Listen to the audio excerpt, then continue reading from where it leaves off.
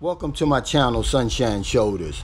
Sunshine Shoulders is a channel geared toward the new man and woman who's never been to the Philippines before, but is interested in making a trip here for a slow vacation or to rejuvenate. My 11 years of being affiliated with the Philippines doesn't make me an expert or a know-it-all. If I come off like that, I want to apologize. I'm really just trying to be helpful. But my 11 years does give me a unique perspective, and I like to share that with the new man and woman or anybody. It's going to make your trip more enjoyable and, above all, more safer. I'm boots on the ground here. I'm in the middle of all this. I'm not around the edges like a lot of these other vloggers. I live among the locals. It's going to be for your benefit.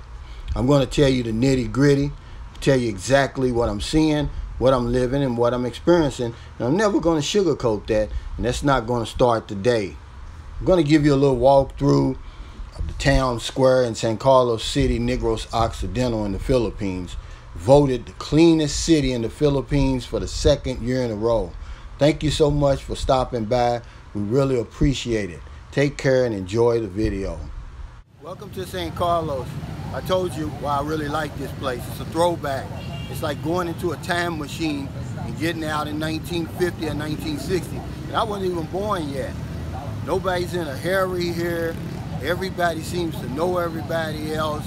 Nobody's worried about new cars, new clothes, and all that other fancy stuff.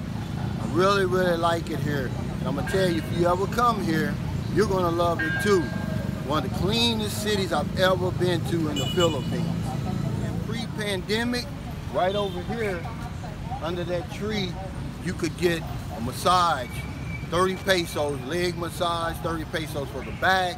I mean, this plaza here was teeming with activity about right now, but because of the pandemic, of course, everything's been shut down. A lot of people are out of work, and as you can see now, there's nobody out here. Everything's closing down.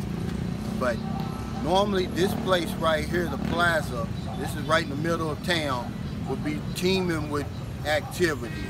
And we should come like at least once or twice a week, get a massage right up under this tree here.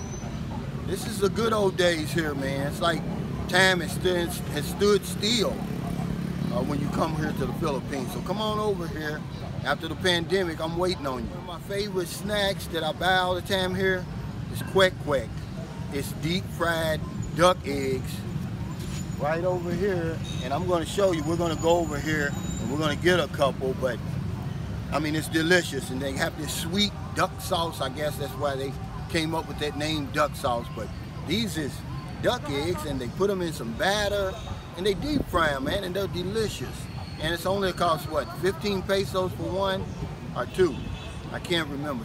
One. And then you buy your Coke for another 10 pesos. So for 25 pesos you get, which is about 50 cents US, you got your little snack, you know, to hold you in between lunch and dinner. Behind me is the auditorium. This is a place where they have a lot of sporting events, graduations. Man, I'm gonna tell you something that I didn't even know. Volleyball is big time here. Women's volleyball, and some of the stars here, believe it or not, are just as big and famous as NBA stars are back home. That's a true story. Behind me is the world famous Big Mac hamburger. This little red shack here. These hamburgers are delicious. They're all over the Philippines. You can open a franchise. It's 2 hamburgers for 30 pesos, so that's about 60 cents. I mean, it's really a big deal. You can see, even during the pandemic, it's crowded. It stays crowded. This one over there where I live, it stays crowded. Wherever you go, you see this little red shack. See, it's got Big Mac. Of course, that's trademark infringement, but they can get away with it over here. They're not worried about Big Mac over there. But this place is famous in the Philippines. Right behind me is the cathedral. This is one of the tourist attractions when you come to San Carlos. This is where everybody goes to church. 85% of Filipinos are Catholic, and they're devout Catholics. But they mix in a little bit of their Filipino folklore and superstition, so it's kind of a different Catholicism than over in the States, but they're strict Catholics and they're very devout. Beautiful place. Thanks for stopping by.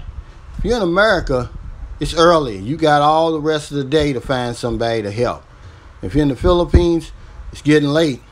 Please help somebody before your head hits the pillow tonight. Because if I don't know anything else, I know this one thing for sure. When we help other people, we help ourselves. Thanks again. Stay safe, stay COVID free, and I'll see you next time.